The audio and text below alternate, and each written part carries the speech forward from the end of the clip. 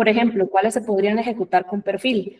En realidad, bueno, los factores giran en torno, ¿verdad?, a la naturaleza de las actividades que requieren llevarse a cabo por el proyecto. Por ejemplo, un proyecto que trata sobre la adquisición de vehículos o el cambio de la flotilla vehicular, ¿verdad? Este proyecto se inscribe con el nivel de perfil y puede de una vez pasar a la ejecución, ¿verdad? Bueno, obviamente la licitación y demás, y luego de una vez la ejecución, ¿verdad?, que es ya la adquisición de los vehículos. Esto más que todo, digamos, se basa en el ciclo de vida de los proyectos, ¿verdad? Por ejemplo, un proyecto de obra gris, ¿verdad?, la construcción de un hospital, sí requiere todas las etapas del ciclo de vida. Entonces, en este caso, no se puede pasar de un perfil directamente a la ejecución, ¿verdad? Depende de esa naturaleza de las actividades que tenga el proyecto. Otra de las preguntas es si los proyectos que fueron inscritos en tipología de preinversión pueden continuar en esa categoría. La respuesta es sí. La otra parte de la pregunta dice, o ahora que se eliminó, ¿existe un plazo fijado para que se dé el cambio a otra tipología? La respuesta es que no existe plazo, ¿verdad? Si un proyecto fue registrado en su momento, sí, digamos, antes de mayo del 2022, ¿verdad? Tenemos que tener esa fecha muy clara porque la entrada en vigencia del decreto 43.251 es en mayo del 2022. Antes de esa fecha, lo que se haya inscrito queda tal cual, ¿verdad? Se inscribió. Para los nuevos proyectos y con el nuevo cambio de estas clasificaciones, ¿verdad?, ya no habría proyectos que se llamen, digamos, de tipo preinversión, sino de las otras clasificaciones.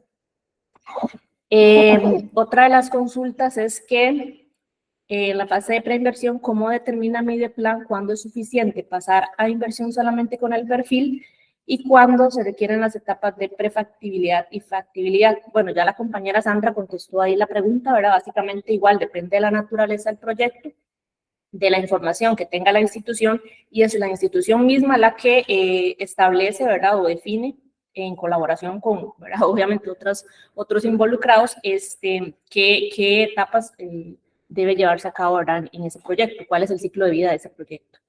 Otra consulta es, dicen aquí, ajá, adelante.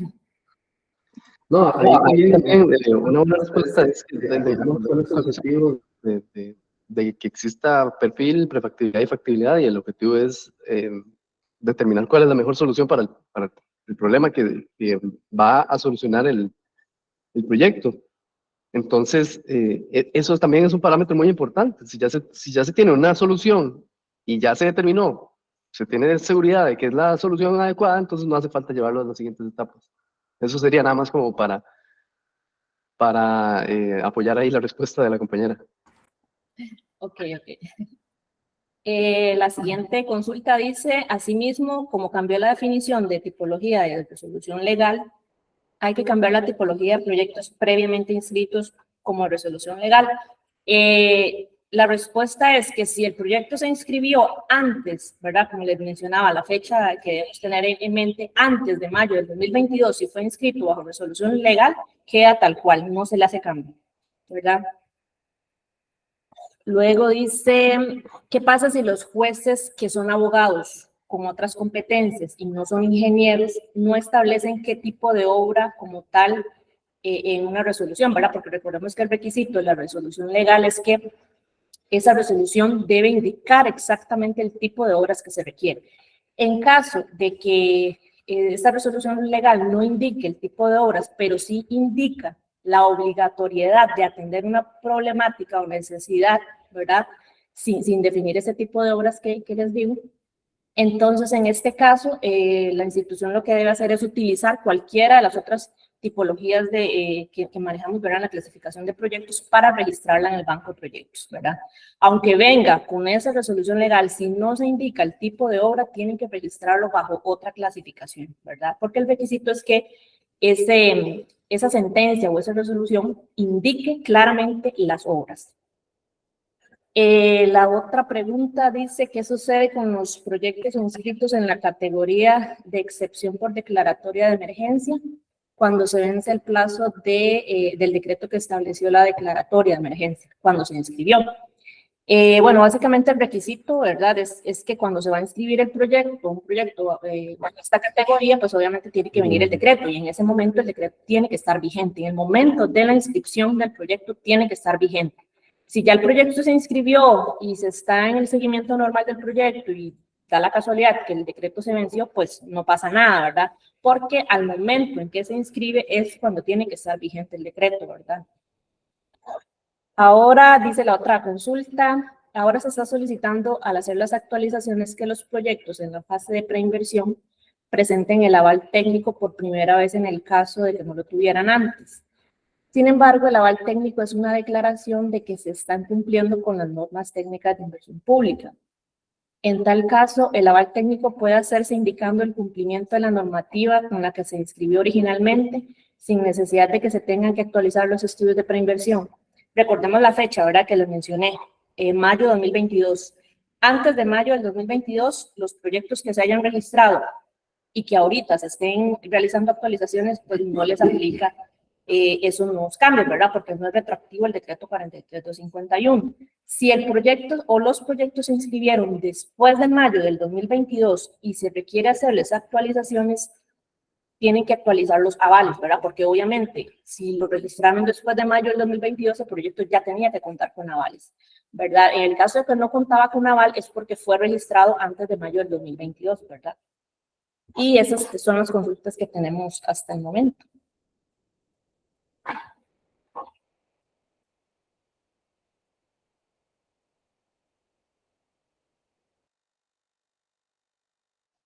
Adelante, Daniel.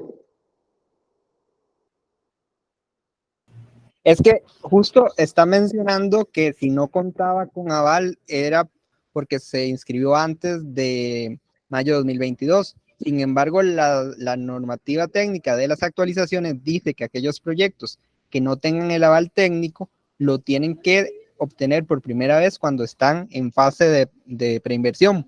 Ahí es donde encuentro un poco la contradicción, porque si en verdad no se requiere, perfecto. O sea, si no lo hacemos, pero la duda es sí, por cómo ahí vienen las radica la normas. fecha, ahora que le mencioné, la fecha de... Okay. Antes de esa fecha, no requieres el aval. Entonces, ¿verdad? no se requiere el aval técnico para ningún proyecto inscrito antes de mayo de 2022. Correcto. Ajá, Ok, correcto. perfecto, gracias. Ok.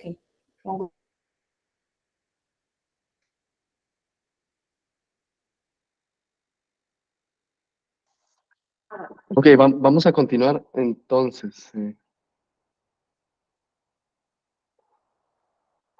Voy a compartir la pantalla. La sesión está siendo grabada, les recuerdo, compañeros. Es que hicimos una pausa durante el receso para que no quedara todo ese espacio ahí, pero ya retomamos la grabación. Habíamos quedado por la norma, la 1.7, es sobre la solución de conflictos sobre avales de los proyectos de inversión. Eso es en caso de que una institución quiera inscribir un proyecto y por así decirlo, el ministro rector o la secretaría no estén de acuerdo. Hay un conflicto entre la institución y estos otros órganos. Entonces, el árbitro en este caso va a ser el presidente de la República. Esto es hay una pequeña diferencia acá en esta norma con respecto a la del año pasado, porque el año pasado establecía que fuera el Consejo de Gobierno. En este caso, se dice directamente que lo hace el presidente de la República. Ahora, la 1.8 es la declaratoria de viabilidad de los proyectos de inversión pública. Es una declaratoria que nosotros tenemos que emitirles a algunos proyectos cuando han terminado la fase de preinversión y antes de iniciar la fase de inversión. Es como que le demos el visto bueno para que continúen, ¿verdad?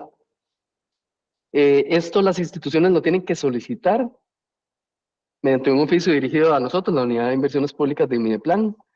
Y dije antes que algunos proyectos, ¿cuáles? Entonces, son todos los proyectos que se clasifiquen como formación de capital físico, ahí sí o sí, hay que solicitar la viabilidad. Y el resto de las categorías también tiene que solicitarlas cuando el monto sea igual o superior al límite de la licitación mayor según la ley de contratación pública. Voy a proyectar un segundo la ley de contratación pública, algo rápido también para que se familiaricen con ella, porque esto es, en el artículo 36 establece cuáles son los límites para una licitación mayor o una licitación menor, ¿verdad? Así muy rápidamente. Dice que son los umbrales para determinar el procedimiento de contratación y se determinará de acuerdo con los siguientes umbrales. Dice régimen ordinario. Nosotros estamos aquí, entramos como régimen ordinario. Entonces, se realizará el procedimiento de licitación mayor en las contrataciones de bienes y servicios cuya estimación sea superior a 238.000 colones, cuando tiene que ver con bienes y servicios. Licitación menor en las contrataciones de bienes y servicios cuya estimación sea igual o inferior a 238.000, pero superior a 59.000. Y licitación reducida, perdón, estoy hablando de millones, más bien. Sí, es licitación mayor cuando son 238 millones. Licitación menor cuando está entre los 59 y los 238 millones. Y licitación reducida cuando es de menos de 59 millones. Entonces, los proyectos que se pasan de este monto son los que ocupan la viabilidad. Sin embargo, esto es para que revisáramos un poco esta ley de contratación, ¿verdad? Que es la 9986, la Ley General de Contratación Pública. Sin embargo, es importante también contemplar que esos montos se actualizan anualmente y los actualiza la Contraloría General de la República, como lo establece este pie de página que viene acá. Dice, se deberá considerar la actualización anual del monto de los umbrales realizada por la Contraloría General de la República, y esa actualización la tenemos por acá. Entonces, para este año, esto ven que lo emitió la Contraloría en enero. Son los umbrales para compra de bienes, servicios y obras para 2023. Y ya lo que sería licitación mayor sería considerado como los bienes y servicios que superen los 264 millones, ¿verdad? Entonces, para este año, los proyectos que requieren de ese aval, o más bien de la viabilidad que nosotros les otorgamos para pasar a fase de inversión, son todos los de formación de capital o los proyectos cuyo monto de proyecto exceda este monto de 264 millones.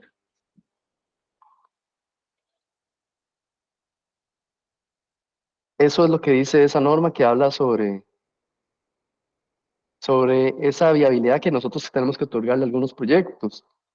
Una vez que un proyecto, de acuerdo a su tipología, concluye la última etapa de la fase de preinversión, las entidades dispondrán de 6 meses para solicitar la declaratoria de viabilidad. O sea, se termina la fase de preinversión y en 6 meses, tienen 6 meses para solicitar esa viabilidad que nosotros le damos. Nosotros también tenemos un tiempo para responder.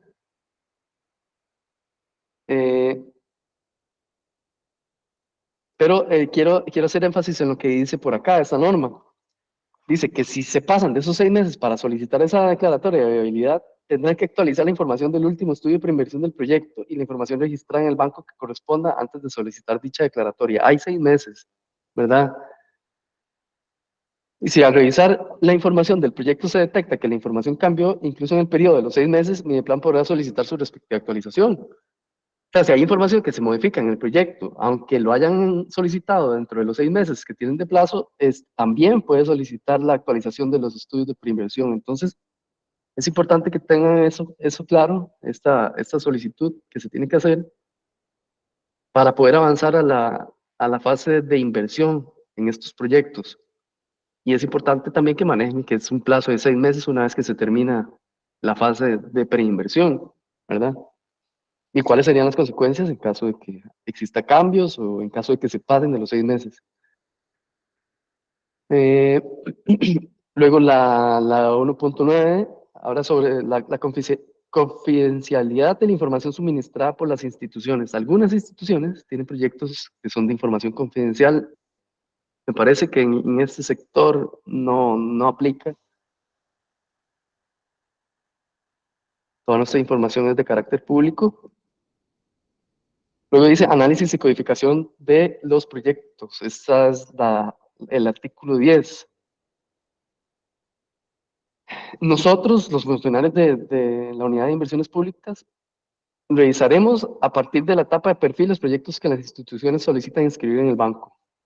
Cuando la solicitud cumple con cada uno de los requerimientos establecidos, se le asignará un código para que el proyecto, para registrar el proyecto en el banco, ¿verdad? Esto yo creo que ya la mayoría lo conoce. El proceso que nosotros hacemos en este sector es que las instituciones envían los documentos a revisión tanto de la Secretaría de Planificación Sectorial del MOB como de nosotros en inversiones públicas de Mideplan para que les demos un visto bueno. Hasta el momento en que se les da el visto bueno al documento de preinversión, esto en caso de una inscripción, ¿verdad? Hasta en ese momento, entonces es en el que el registrador sube el documento que tiene el aval de las dos entidades, lo sube al banco de proyectos y llena la demás información que hace falta y sube los demás documentos que hacen falta para la inscripción del proyecto y nosotros tenemos la responsabilidad de hacer la revisión y de otorgarles un código, que ese código va a ser el código del proyecto, es como la cédula, o sea, con ese código nacen y con ese código mueren los proyectos. Luego, para la asignación de nombre a los proyectos, dice, el nombre no es como la cédula, sí se puede modificar, pero solo una vez a lo largo del registro en el banco. Y mientras se encuentra en la fase de preinversión, se tiene que hacer todo el trámite que aquí se describe en este artículo para poder cambiarle el nombre. Y es muy importante que nos vayamos al anexo 4 de esta norma. Es otro de los anexos que es importante que consideremos en esta charla. La estructura de asignación del nombre del proyecto. Repito, es necesario cumplir con esta estructura para nosotros, y cuando hablo de nosotros me refiero tanto a la gente de Mideplan como a la gente de cada institución, que podamos identificar los proyectos que están adjuntos en el banco de proyectos, porque el sistema no permite una fácil identificación de la información que está adjunta a los proyectos si no se sigue esta estructura de asignación del nombre del proyecto.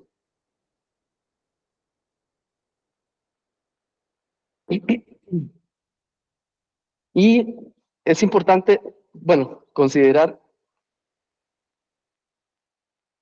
qué es lo que se va a hacer, sobre qué y dónde, pero también quién lo va a hacer. Los nombres de los proyectos tienen que responder a estas preguntas. Entonces, vamos a ver por acá.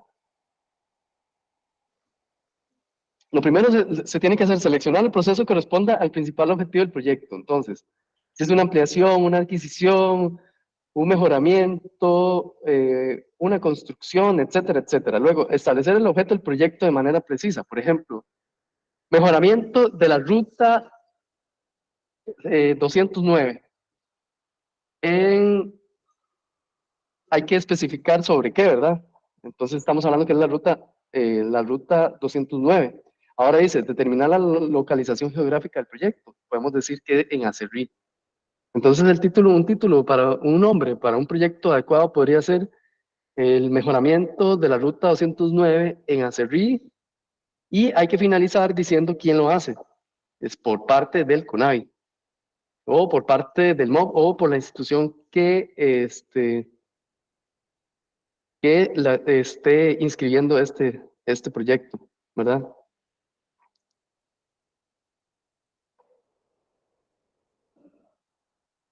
Ahora nos vamos por el 1.10.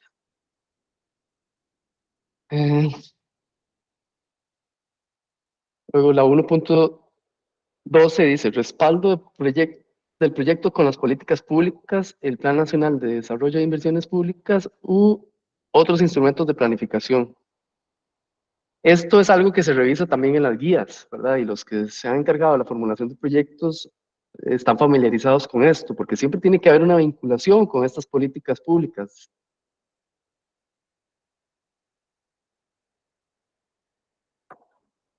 Eh,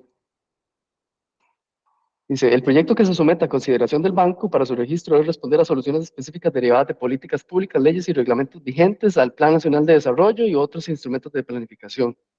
Y además, los proyectos deben indicar su relación directa o indirecta con los ODS, Objetivos de Desarrollo Sostenible, y con el Plan Nacional de Descarbonización cuando corresponda. Pero siempre tiene que haber una vinculación con las políticas de planificación nacional. Ahora bien, llegamos a la norma, una de las más importantes. Y digo más importantes porque muchas de las observaciones que hacemos nosotros en el plan a los proyectos en el banco tienen que ver con esta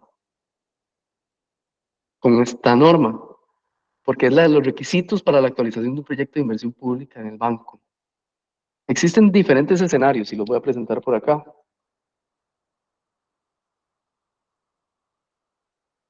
Diferentes escenarios para realizar una actualización. O sea, una actualización puede responder a muchísimos diferentes escenarios y aquí están, nosotros los tenemos definidos. Tenemos, por un lado, proyectos sin modificaciones en las programaciones. O sea, esto es cuando un proyecto va avanzando a como se fue planteado, sin ninguna modificación. Esto para este tipo de proyectos hay unos requisitos específicos, ¿verdad? Para actualizarse. Y dependiendo de cada uno de estos escenarios, así van a ser los requisitos que se pidan, ¿verdad? El otro escenario es proyectos con modificación de programación física o financiera. Estos son proyectos que se modificaron tanto en su ejecución física o su ejecución presupuestaria, ¿verdad? Luego tenemos otro escenario que es los proyectos con modificación en los costos u otras variables que definen la rentabilidad del proyecto. O sea, aumentaron los costos, pero no cambió el alcance del proyecto, sino lo que está variando son los costos del proyecto. Es una cuestión de costos y no de alcance. En cambio, sí hay otros proyectos que responden a modificaciones en el alcance. Para esto tenemos otro artículo que establece cuándo es que nosotros consideramos que hay una modificación en el alcance del proyecto. Otra de los escenarios para actualizar un proyecto es porque se debe eliminar del banco o suspender. Entonces, eliminación o suspensión de un proyecto. También hay proyectos que necesitamos activar, que están suspendidos o cancelados. Entonces, esto es otro escenario. Proyectos suspendidos o cancelados con cambio del estado activo. Tenemos también proyectos con cambio de etapa a ejecución. Cuando ya el proyecto va a iniciar la ejecución, ahí se le solicitan ciertos requisitos también. Luego, proyectos con financiamiento mediante endeudamiento, fideicomisos y otras figuras. Y por último, los proyectos con cambio a estado alcanzado, ¿verdad? Esos tienen unos requisitos específicos, como por ejemplo el informe de cierre. Aquí en la norma lo que hace es, cada una de estas, esta información es la que corresponde a los requisitos para la actualización de los diferentes escenarios que les acabo de presentar.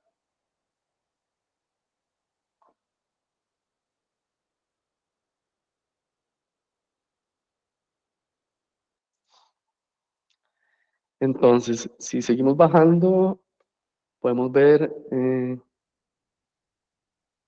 que el último es proyectos con cambio de estado a alcanzado. Esto es cuando ya se finalizó la ejecución del proyecto, ¿verdad? Entonces, estos serían los requisitos y además es importante tomar en cuenta que nosotros tenemos que asignar estado cancelado a los proyectos activos que no se actualicen durante un año. O sea, se tiene un plazo de un año. Si el proyecto está sin actualizar, nosotros ya los podemos pasar a cancelado. Entonces, ese es un plazo también que tienen que tomar en cuenta.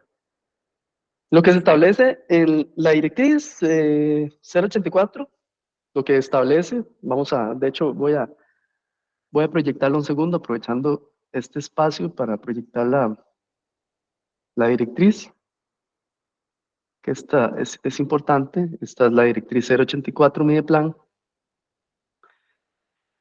Establece, vamos a ver si me acuerdo.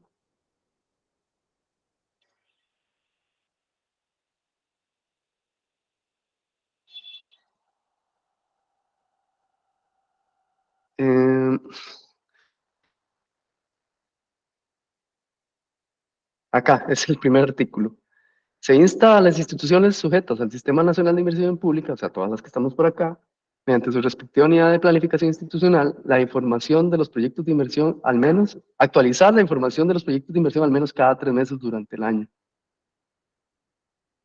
Ven, entonces, la directriz establece, y además es su artículo primero, que se va a hacer la actualización de manera trimestral. Si esto no se cumple, pero además se pasa más de un año sin actualizar, entonces nosotros debemos pasarlo a estado cancelado el proyecto. Y para pasar a estado cancelado, para volverlo a activar, se tendría que seguir este procedimiento. Acá están los requisitos para pasar a activo un proyecto que ha sido cancelado o suspendido. Recuerden, ustedes son los que suspenden los proyectos, ustedes pueden suspenderlos y nosotros los podemos cancelar. Eh, seguimos con la norma 14. La 14 es lo que establece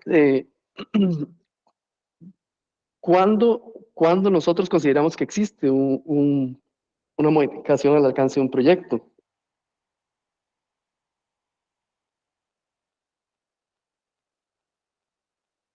Sí, se entenderá como modificación al alcance de un proyecto aquellos casos en los que se cumple con algunas de las siguientes condiciones.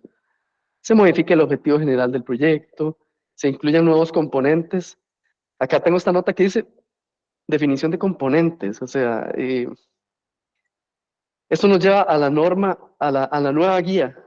En la nueva guía, en la sección 2.10.3, la nueva guía de formulación de proyectos, ya sea en la etapa de perfil, prefactibilidad o factibilidad, en esa sección establece la definición de componentes. Y los componentes de un proyecto son, por ejemplo, si se tiene que hacer un paso a desnivel, no solamente el paso a desnivel, se tiene que adicionar carriles, se tiene que hacer una modificación completa de la intersección, entonces se tienen que incorporar aceras, elementos de seguridad vial, etcétera, etcétera, etcétera. Cada uno de esos son componentes del proyecto. Si se incluyen nuevos componentes, por ejemplo, una alcantarilla que no se había contemplado originalmente, eso ya se considera como un cambio en el alcance. Entonces es para que lo tengamos presente. También se considera una modificación en el alcance cuando la cantidad de beneficiarios del proyecto se modifique en más de 5%, cuando la zona de influencia del proyecto se modifique más de 5%, las estimaciones de demanda y las de oferta se modifiquen en más de 5%. La 1.15 lo que nos dice es que nos habla sobre las notificaciones de la inclusión o actualización de proyectos. Esas son las notificaciones que el sistema nos envía por correo. ¿Verdad? Dice que si la información presentada para la inscripción de un proyecto cumple con los requisitos del evaluador, que el evaluador somos nosotros en Mideplan, en la universidad, la unidad de inversiones públicas, si nosotros aprobamos el proyecto y asignamos el código,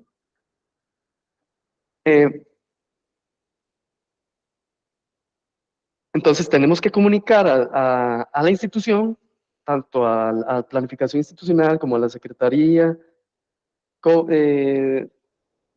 y sí, a la máxima jerarca de la institución, mediante oficio, que el proyecto está inscrito, ¿verdad?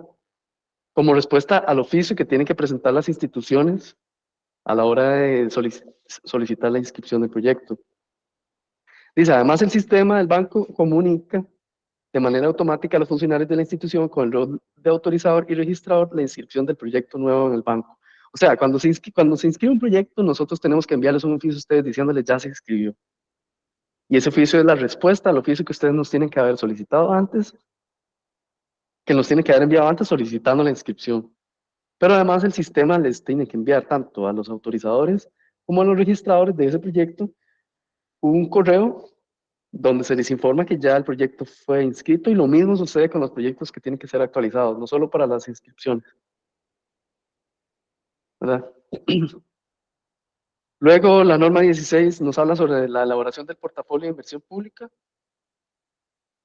y aquí nos habla, según los lineamientos metodológicos emitidos por Mideplan, la elaboración del portafolio se define acá en este instrumento. Es un instrumento de 29 páginas que pueden conseguir en la misma dirección que les presenté antes.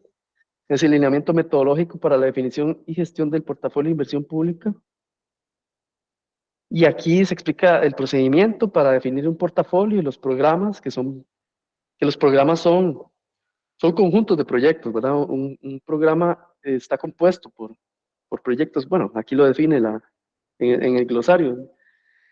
Programa es el conjunto de proyectos interrelacionados y otros entregables relacionados dirigidos al logro de objetivos específicos y beneficios comunes. Y el proyecto es un conjunto de actividades integradas para lograr objetivos específicos. Este lineamiento es el que se tiene que seguir para definir el portafolio de proyectos de cada institución, y esa norma, y la norma lo define acá en el artículo 1.16. Bueno, acá es la misma norma, también nos tira el enlace directo a la página, ¿verdad? Que yo ya se las había mostrado, que es donde ustedes pueden descargar todas las guías y todos estos lineamientos. Una vez más se los muestro porque es muy importante que ustedes, además, creo que ya se les compartió ahí en el chat, pero para que tengan el enlace directo a esta página, se los voy a compartir una vez más.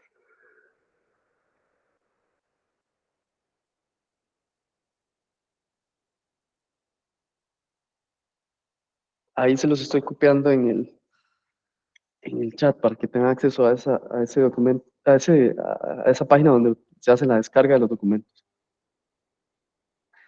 Luego también eh, la norma 17 es el establecimiento de prioridades de los proyectos de inversión. Vamos a irnos a esta presentación. Dice que los jerarcas institucionales, como apoyo del encargado del portafolio y su equipo, o en su defecto las UPIs, a las unidades de planificación institucional, deben establecer y señalar las prioridades institucionales de los proyectos de inversión que programarán para el periodo siguiente, considerando únicamente los proyectos registrados y actualizados en el banco al 30 de abril de cada año. Esto para los proyectos que responden a presupuestos del Ministerio de Hacienda. Los que revisan Hacienda son en abril. Con esas tres instituciones que más bien tienen que presentarlo antes al 30 de septiembre, ¿verdad? Las de la Contraloría General de la República, que creo que acá en el sector son INCOFER, INCOP y HAPDEVA, ¿verdad? Entonces, eso es con respecto al establecimiento de las prioridades de los planes de inversión pública. Vean que todo tiene que ver con el objetivo del SNIP, que ustedes ya respondieron en la pregunta anterior. Volvemos a las normas.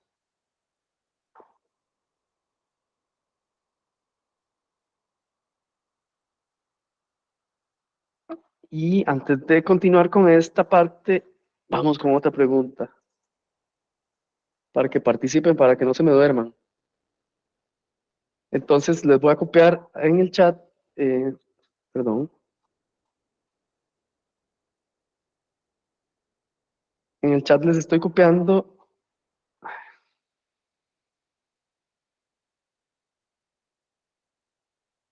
perdón, gracias Laura, sí, vi que la IA también. A veces se me olvida que la IA también forma parte del sector. Eh, bueno, acá en el chat les acabo de copiar la tercera pregunta y es esta. Son dos preguntas. Mencione tres etapas de la fase de inversión de un proyecto de inversión pública. En la fase de inversión, ¿verdad? Específicamente. Y esta otra pregunta que dice, si un proyecto requiere expropiaciones, ajustes de diseño o reubicación de servicios públicos, ¿cuál etapa debe ser programada en el banco y a qué fase pertenece esta etapa? 11:22, a las 11:27 retomamos para que tengan chance de responder esta pregunta.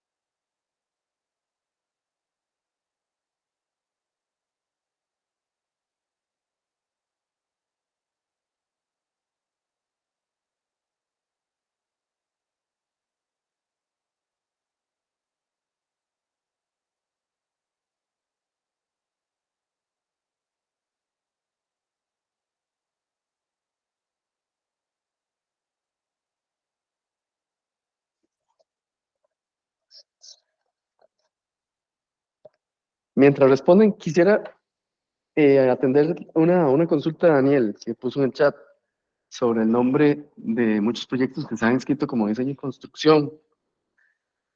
Y sí, Daniel tiene razón cuando dice que no hace falta que se incluya todos los componentes en el nombre. Sin embargo, existe flexibilidad para eso. Y nosotros entendemos que Mideplan hace diferenciación en los proyectos que son diseño y construcción y los que son solo construcción. Por eso es que se inscriben los documentos o los proyectos se inscriben así, con ese nombre, diseño y construcción, para que sea más fácil a lo interno de la institución también ubicar el proyecto, para que utilice el mismo formato que ustedes utilizan a lo interno de la institución. O sea, la guía lo que establece y la norma lo que establecen es que eh, tiene que identificarse cuál es el componente principal del proyecto, ¿verdad? Para establecer el nombre. Pero no hay problema en que se utilice diseño y construcción para identificarlo en ese caso. Adelante, Daniel. Sí, es que más bien, de acuerdo con la metodología de denominación, tanto en la guía metodológica como en las normas técnicas, no debería ser diseño y construcción. Y cuando he cuestionado eso a la planificación institucional, ellos dicen que es porque se los exigen, pero si mi plan no se los está exigiendo, entonces realmente no hace falta que se meta diseño en el nombre del proyecto. Ok, no, eso, de hecho, nosotros no lo exigimos. O sea, bien podría ser nada más construcción y ya con eso se cumple tanto con la guía como con la norma. No es una disposición nuestra y lo veíamos de esa forma. Si a lo interno de la institución lo manejaban así, no hay problema que sea inscrito de esa forma, pero no es algo que nosotros les exigimos. Ok, gracias.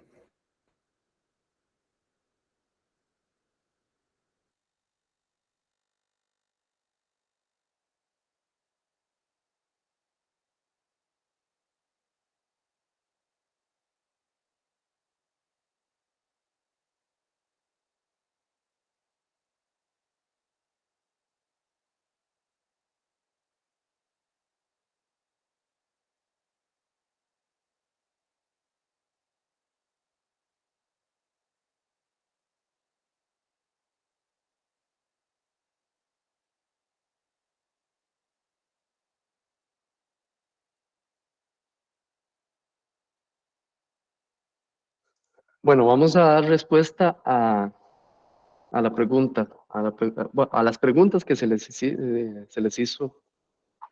Que las preguntas son, mencione 3 etapas de la fase de inversión de un proyecto de inversión pública. En la fase de inversión tenemos, y acá nos vamos a ir, la fase de inversión tenemos estas, si estoy presentando, ¿verdad? Ok, tenemos estas etapas: diseño, financiamiento, licitación y contratación, pre-ejecución y ejecución. Y aquí mismo respondemos a la siguiente pregunta, porque la siguiente pregunta era: si un proyecto requiere expropiaciones, ajustes de diseño o reubicación de servicios públicos, ¿cuál etapa debe ser programada en el banco de proyectos? ¿Y a qué fase pertenece esta etapa? La etapa se refiere a pre-ejecución y la fase sería la fase de inversión. Esto es para, otra vez, quisiera hacer énfasis y que este ciclo de vida de los proyectos que fue definido en el decreto que está en vigencia desde mayo del año pasado, es algo que se lleve claro, la diferencia entre las fases y las etapas. Ok, entonces continuamos con las normas. La 18 es la de planificación y seguimiento de la etapa de ejecución de los proyectos de inversión pública. Acá vamos a ir rápido analizando estos artículos, compañeros, porque son las 11:30 y faltan algunos artículos por ver, entonces vamos a hacerlo de la manera más resumida, porque de todas formas, como les dije al inicio, la idea no es que ustedes aprendan de memoria cada norma, sino que conozcan el instrumento, conozcan el documento y sepan a dónde tienen que dirigirse para realizar una consulta, porque esto es un documento de consulta y es un documento que en teoría debería consultarse muy a menudo. cuando estamos trabajando en actividades relacionadas con el Sistema Nacional de Inversión Pública. En este artículo es importante rescatar el plan de gestión de la ejecución, que como aquí dice en el pie de página, ese plan de gestión es un requerimiento para aquellos proyectos que iniciaron la etapa de ejecución después del 4 de mayo de 2022. Y nos referimos a el plan de gestión de la ejecución, a este. No, perdón.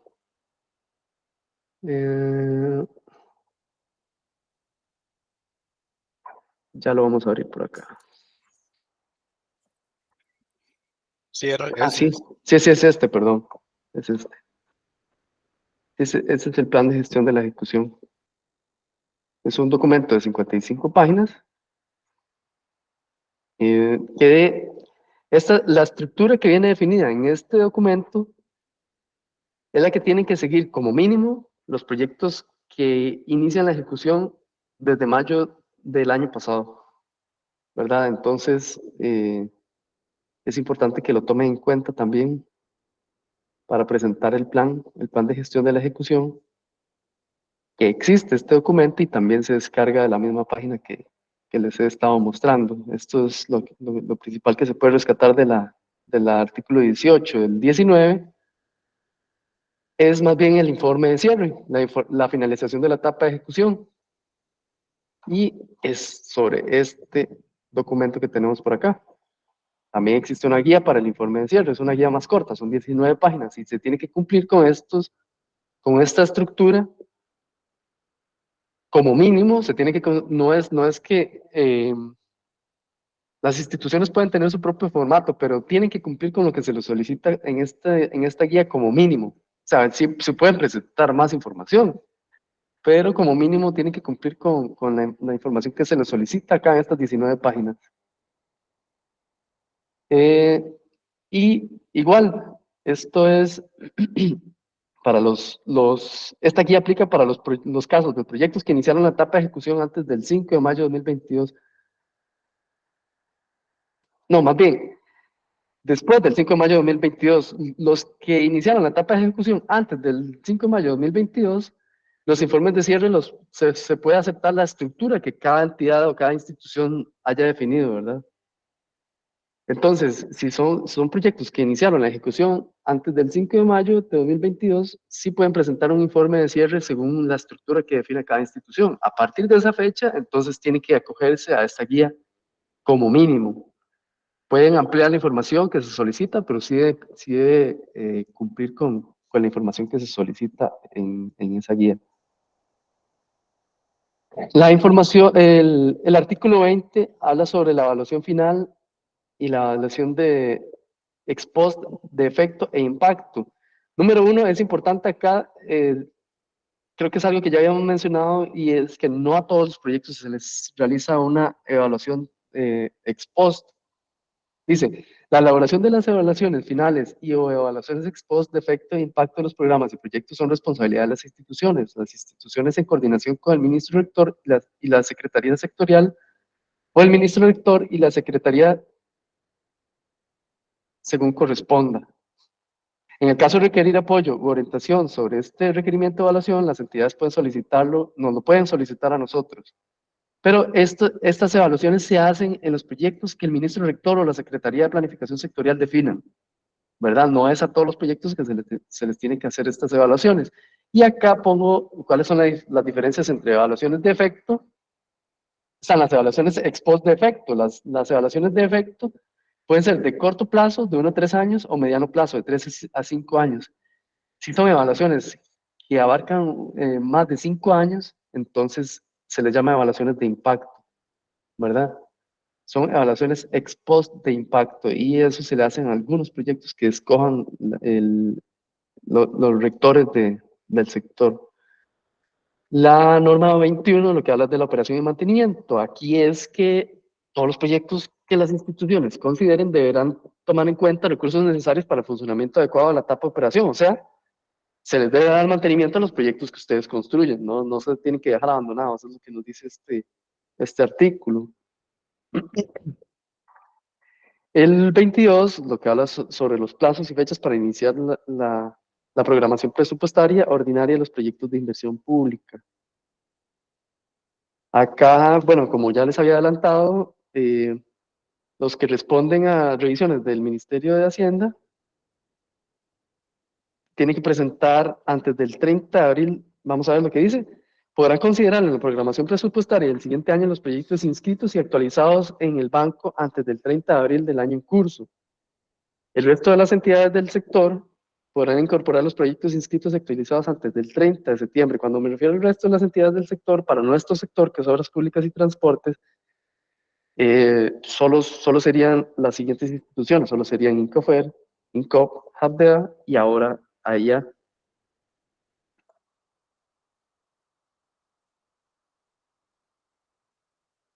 También es importante aclarar que cada institución debe solicitar las certificaciones de los proyectos registrados, ¿verdad? Y nosotros vamos a emitir esas certificaciones de los proyectos registrados en el banco que se encuentren en estado activo con recursos programados para el ejercicio presupuestario correspondiente. Esta solicitud se realiza por oficio, ¿verdad? Cuando ustedes tienen que hacer la solicitud de presupuesto,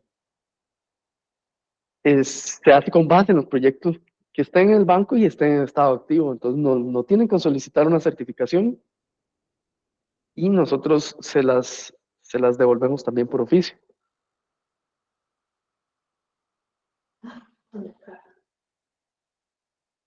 Luego, inclusión de los proyectos de inversión en los presupuestos públicos ordinarios y extraordinarios. Aquí menciona las actividades para incluir los proyectos de inversión en los presupuestos, ¿verdad?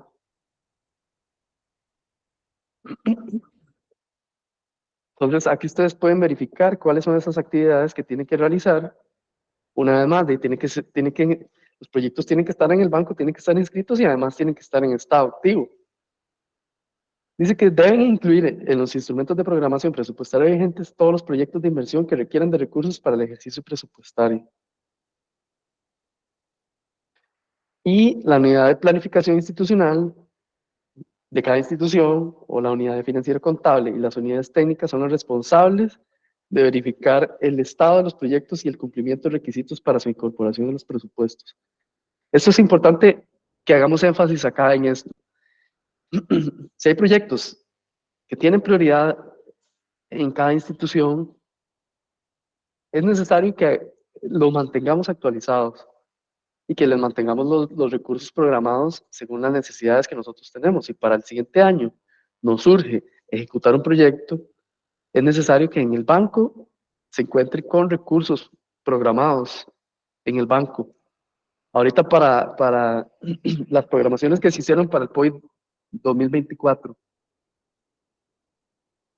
es importante que mantengamos los proyectos actualizados y con montos programados, porque ocurre que llegado a este punto, que es cuando ya tenemos que empezar a correr con esto, y esto es parte de lo que al inicio les dije, que hay que tratar de engranar la planificación de cada institución con los requisitos del sistema para dejar de estar chocando con pared y que no nos vuelva a suceder lo que nos sucedió este año y que fue exactamente lo que nos pasó el año pasado, que muchos de los proyectos que a las instituciones les urgía o les urge ejecutar el próximo año, ya sea porque estén en el Plan Nacional de Desarrollo, porque respondan a algún recurso de amparo, por ejemplo, y hay una urgencia muy grande por la razón que sea de ejecutar esos proyectos y requieren solicitar presupuesto para esos proyectos, tienen que mantener actualizados en el banco y además con los presupuestos programados.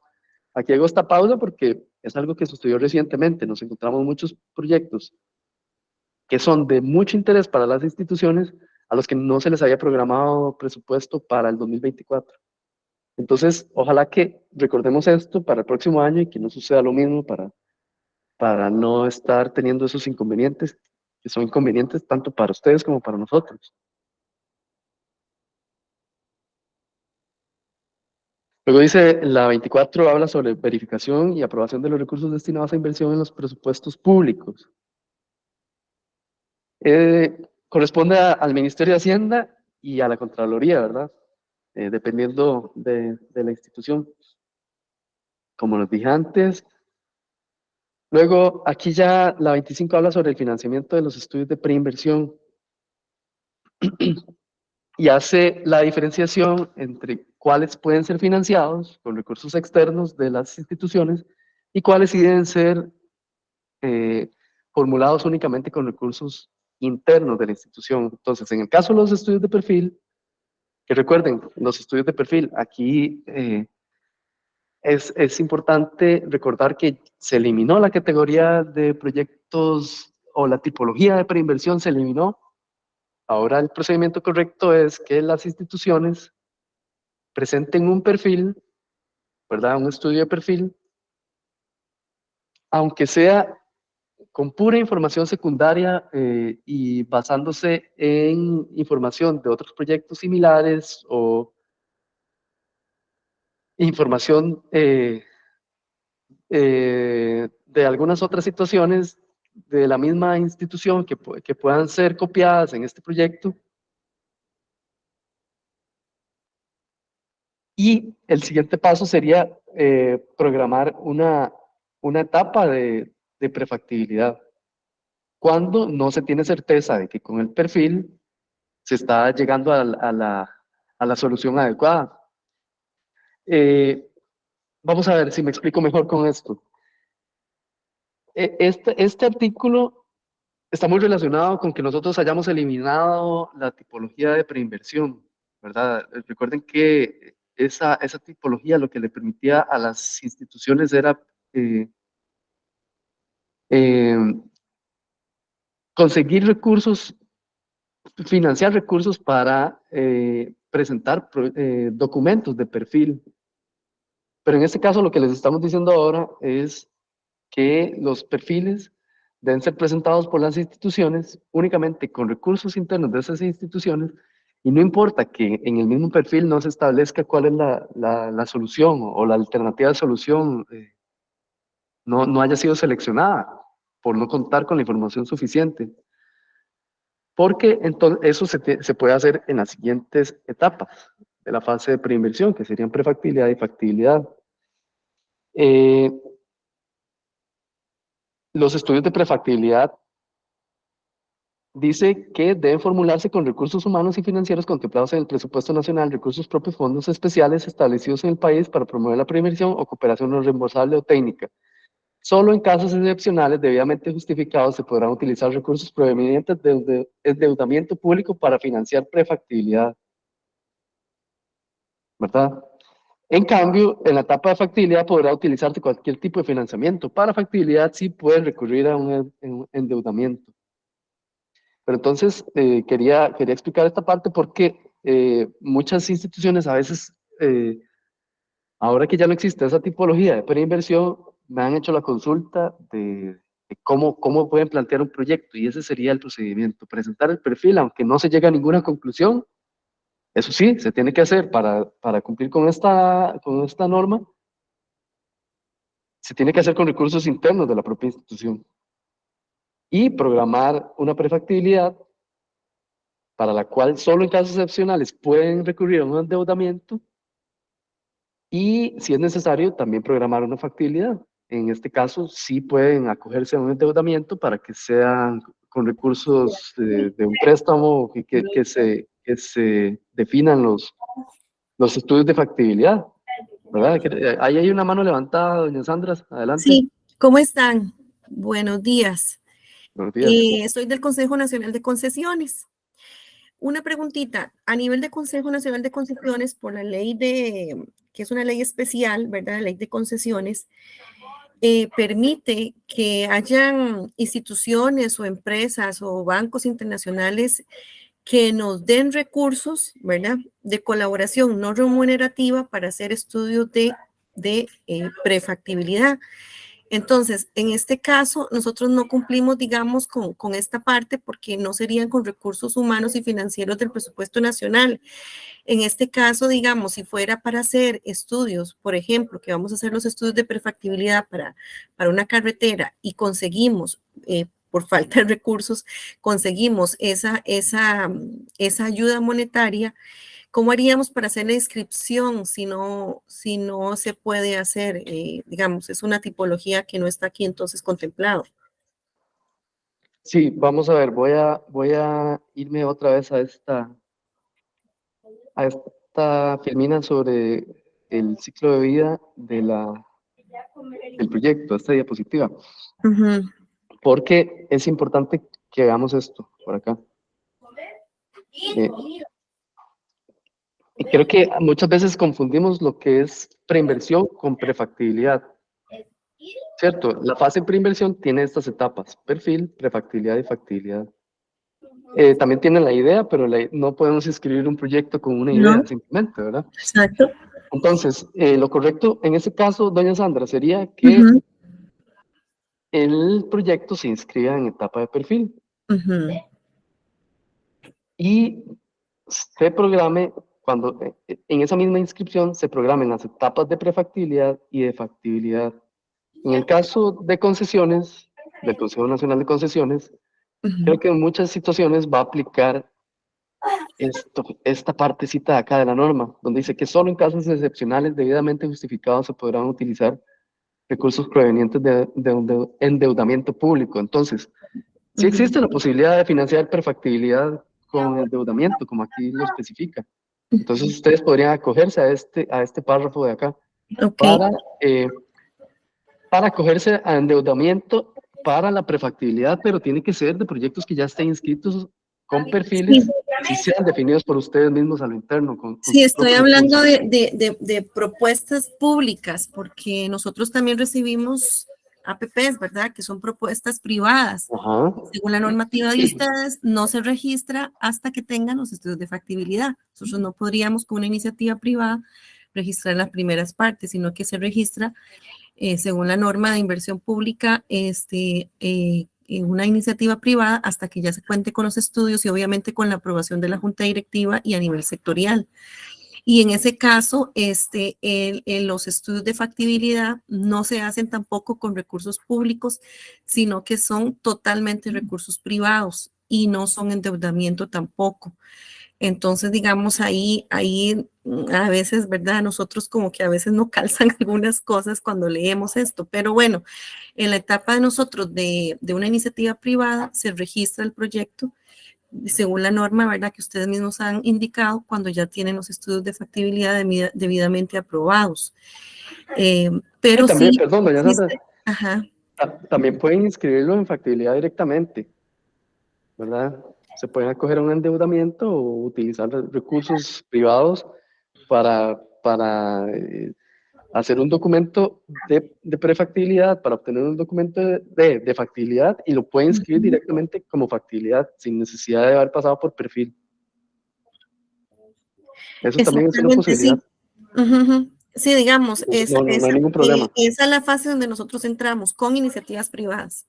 Esa es la Ajá, fase. ajá, Pero ajá. podríamos trabajar, digamos, en algún momento se ha pensado de tener un portafolio de proyectos y que nosotros también hagamos preinversión, o sea, pero la preinversión en prefactibilidad, no factibilidad, y hacer estudios de prefactibilidad y factibilidad también en el CNC. Pero digamos, estamos hacia esas cosas porque no se tienen los recursos para hacerlo, ¿verdad? Pero entonces esa era mi consulta porque podría suceder que no es ninguna de las dos, ni con endeudamiento ni con recursos públicos, pero entonces me estás aclarando que lo podríamos inscribir siempre, aunque no cuente con estos dos tipos de fuentes de financiamiento. Es correcto, sí. Sí, sí. Okay. Si ustedes lo que necesitan es llevar la factibilidad, lo pueden inscribir directamente con factibilidad, aunque haya sido con recursos privados. Ok, Ajá. perfecto. No hay problema por eso. Sí, Sí, y otra pregunta que tengo es que, disculpe, pero como concesiones no es se una preocupe. tipología diferente y es importante que todos conozcamos qué es concesiones también, porque, ¿verdad? En el sector es complicado, son proyectos país, son contratos país, las concesiones, ¿verdad? Entonces, por ejemplo, si llega un iniciativista con una iniciativa privada y necesita recursos para hacer los estudios de prefactibilidad, o sea, ¿verdad? Que no cuentan con todos los recursos, ellos pueden acercarse a Mideplan para que Mideplan les ayude si hubiera interés público en el proyecto o no. O sea, un privado no puede acercarse a Mideplan en la parte esta de preinversión, buscando, digamos, hacer estudios de prefactibilidad o factibilidad. Vieras que no, doña Sandra, no, un privado no. Ok, perfecto. Sí. Sí, sí. Sí, no, qué dicha que me respondiste, porque es que puede ser que algún privado venga y le pregunte al CNC, bueno, ustedes cuentan con recursos, puedo ir a Mideplan a inscribir el proyecto, ¿verdad? Entonces, No, no, no, no. mejor tenerlo claro por cualquier duda. Ok, entonces, No, todos los ustedes proyectos son, que en se esos casos, inscriben, ustedes son los que, sí, los tienen que escribir ustedes. los proyectos se inscriben solamente que sean gestionados directamente por el CNC. Exacto, Ok, así perfecto. es. Muchísimas gracias. En la misma línea de su pregunta, continuamos con las fuentes y modalidades de Financiamiento. financiamiento, ¿verdad? Ok. Sí. Eh, Dice, el financiamiento de los proyectos de inversión a partir de la etapa de factibilidad podrá ser ejecutado mediante las diferentes fuentes y modalidades. O sea, ya a partir de cuando entramos a la fase de inversión, ya se puede utilizar cualquier fuente, ¿verdad? Es lo que dice este artículo. Ahora, entramos en la parte de endeudamiento público, que también va en la misma línea. Y ya casi vamos a terminar, compañeros, no se asusten. Y en la parte de endeudamiento, por acá tengo un resumen de qué es lo que entra como endeudamiento. Para endeudamiento existen ciertos requisitos generales para todos los endeudamientos, pero también hace una diferenciación entre si el endeudamiento requiere financiar ya sea la fase de preinversión y la fase de inversión de manera conjunta, si solo requiere financiar la fase de inversión o si solo quiere financiar la etapa de ejecución. En esos tres escenarios distintos hay diferentes requisitos que ustedes pueden eh, revisar acá en la norma 127 que tiene que ver con endeudamiento público. No los vamos a detener en detalle, pero era importante hacer esa aclaración que por acá están, en todos los casos, requiere cumplir con estos requisitos, ¿verdad? Con todos estos, pero a partir de esta, ahí ya dependiendo de cuáles sean las fases que se quieran financiar con el endeudamiento, esos van a ser los requisitos, ¿verdad? Son tres escenarios diferentes. Entonces ya podemos pasar a la 128, que es cooperación internacional para proyectos de inversión pública. Dice que los proyectos que se financien con recursos de cooperación no reembolsables y que corresponden a proyectos de inversión pública o que alguno de los componentes del proyecto corresponde a inversión pública deberán inscribirse en el banco de proyectos. O sea, aunque sea una donación, ¿verdad? Siempre tiene que ser inscrito en el banco de proyectos. Y acá es una norma que le interesa muchísimo a doña Sandra y a la institución. Dice, son proyectos de inversión mediante la modalidad de asociación público-privada.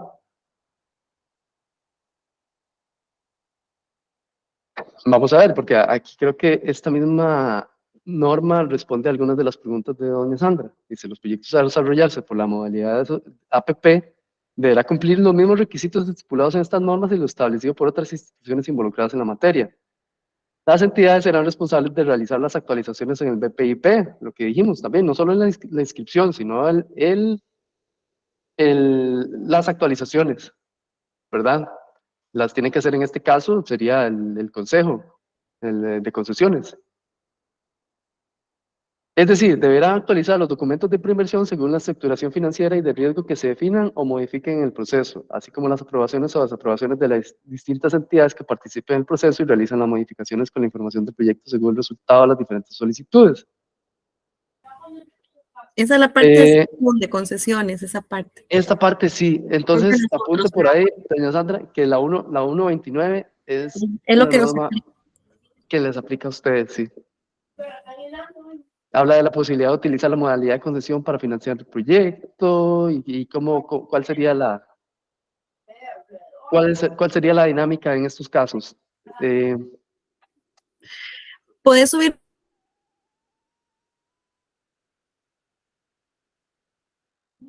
Cuando vos lees la primera parte de APPs, aplica APPs para todas las instituciones.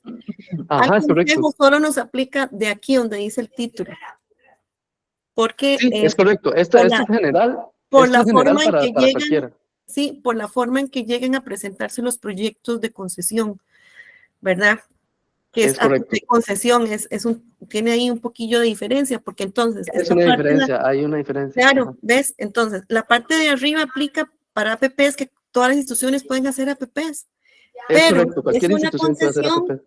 Si es una concesión, se aplica solamente estos párrafos que siguen, que son si la idea viene de una entidad pública o el que sigue, si una idea viene de una entidad privada. ¿Cómo hay que hacerlo? ¿Ves? Y entonces ahí es donde dice en qué momento se inscribe el proyecto.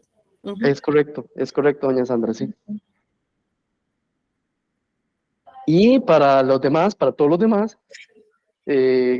cuando son APPs, entonces dice que para los trámites que correspondan a los proyectos de inversión pública que se desarrollan a través de esquemas de APP y que involucren compromisos firmes y contingencias fiscales del gobierno, deberá contar con la aprobación del Ministerio de Hacienda.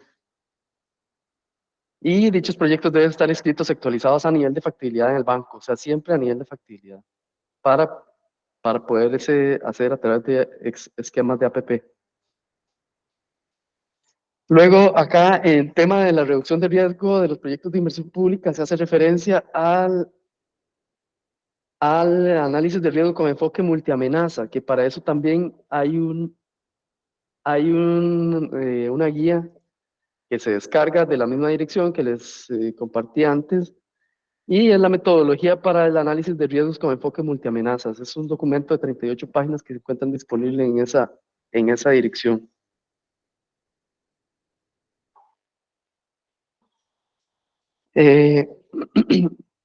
Bueno, aquí creo que ya nos podemos saltar algunas para llegar, porque esto lo que habla sobre cambio climático, que hay que considerar cambio climático, proyectos de inversión pública.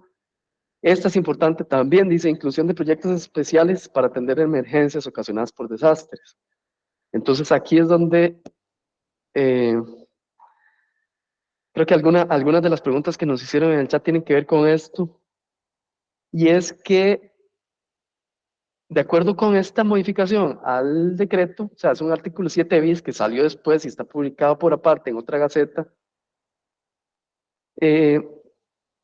los proyectos que responden a declaraciones de peligro inminente o emergencia nacional están exentos de la inscripción en el banco. O sea, no hace falta que los inscriban.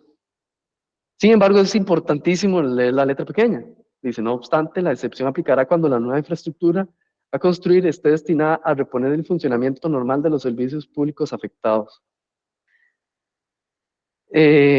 A esto nos referimos con que si, por ejemplo, pasó un huracán, se llevó un puente y se llevó parte de una carretera, nosotros podemos no inscribir el tramo de carretera que fue producto del desastre, no es necesario inscribirlo en el banco, o al menos no con todos los requisitos que hubiera requerido normalmente, pero no se puede meter otro puente como parte de ese proyecto si no responde a la misma declaratoria de emergencia o declaratoria de peligro inminente, porque eso es una posibilidad que puede suceder, de que se aprovechen esos eventos para meter algunos componentes que no se deben justamente al evento, ¿verdad? En el caso de peligro inminente, los proyectos adicionalmente deben requerir únicamente procesos de licitación menor. O sea, vean, existen las declaraciones de emergencia y las declaraciones de peligro inminente, pero si es peligro inminente y además no corresponden a licitaciones menores, sí tienen que ser inscritos, ¿verdad? O sea, para no inscribirlos, tiene que haber peligro inminente y además calzar con la descripción o los requerimientos de ser una licitación menor. Entonces, esto va principalmente para la Comisión de Emergencias, ¿verdad? O la entidad responsable del proyecto deberá facilitar la justificación respectiva para cada una de las obras objeto de la declaración por parte de la Comisión de Emergencias. Y deberá presentar a MIDEPLAN la solicitud de excepción mediante oficio dirigido al ministro con las justificaciones respectivas y Mideplan emitirá un oficio de respuesta de aplicación de dicha excepción. Bien, para los proyectos que responden a declaraciones de peligro inminente o emergencia nacional que no están destinados a reponer el funcionamiento normal de los servicios públicos afectados y que correspondan a licitaciones mayores en caso de peligro inminente, sí deben ser registrados en el banco y deben ser registrados durante la fase de preinversión, cumpliendo con todos los requisitos. Vamos a ver. Cuando decimos que no deben ser inscritos es que no deben cumplir con todos los requisitos, pero aquí hacemos una aclaración, y es que en el banco sí se debe completar la información general del módulo digital, ¿verdad? Porque también se les tiene que entregar hasta un código, pero solo van a responder alguna información de manera general en el módulo, lo que serían los campos adicionales y la información del objetivo, y, ¿verdad? Los que están familiarizados con el banco de proyectos podrán entender más fácilmente que siempre van a tener que inscribirlo, pero con requisitos mínimos, por así decirlo, solo con información muy básica. Y en ese caso, nuestra responsabilidad como evaluadores de Mideplan es revisar que la información sea consistente en el banco. O sea, no se les va a pedir un documento de preinversión, pero la información que estén ingresando en el banco sí debe ser consistente, ¿verdad? Luego, la norma 33 habla de los aspectos ambientales que deben incluir todos los proyectos, y la 34, que ya es la última, otra vez menciona elementos de sostenibilidad, cambio climático, que deben incluirse en los proyectos de inversión pública.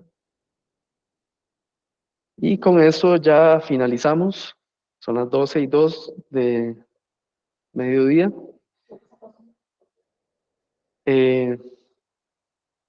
Ya habremos visto todas las normas. Vamos a compartirles nada más.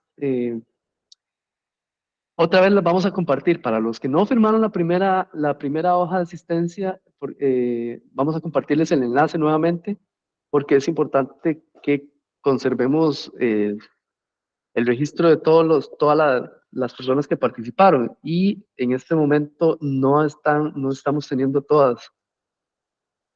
En este momento de la primera pregunta, que es la que vamos a tomar como la hoja de asistencia, tenemos 104 respuestas, y en cambio tenemos ahorita 109 personas conectadas. Entonces quiere decir que hay 5 personas que hacen falta de completar ese formulario, y por eso lo estoy compartiendo en este momento en el chat para esas 5 personas, y que podamos considerarlos dentro de la asistencia. Creo que sí, al final tuvimos que correr un poquito.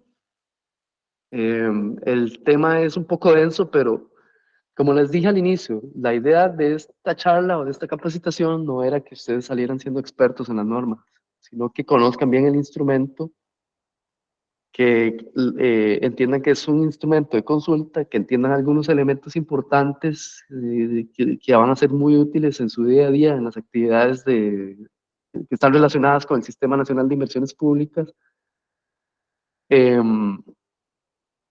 Y también entender cuál es el objetivo del sistema, ¿verdad? Y también lo que les dije al inicio, tratar de crear conciencia en esa cultura interinstitucional que tiene que amoldarse al Sistema Nacional de Inversiones Públicas, dentro del cual las normas técnicas de inversión pública son uno de los 4 componentes, pero son el componente que define las reglas del juego justamente. Entonces tenemos que tenerlas muy, muy presentes. Y yo creo que ya conforme algunos compañeros han ido anotando sus dudas en el chat, se les ha ido respondiendo. Espero que así haya sido, y si no, estamos completamente disponibles para atender dudas por correo, y en cualquier momento pueden, para eso estamos nosotros, ¿verdad? Con mucho gusto atender esas consultas, porque es de nuestro interés también que sea claro para todos nosotros que estamos participando en este momento por acá. Recuerden también visitar la página de Nideplan, descargar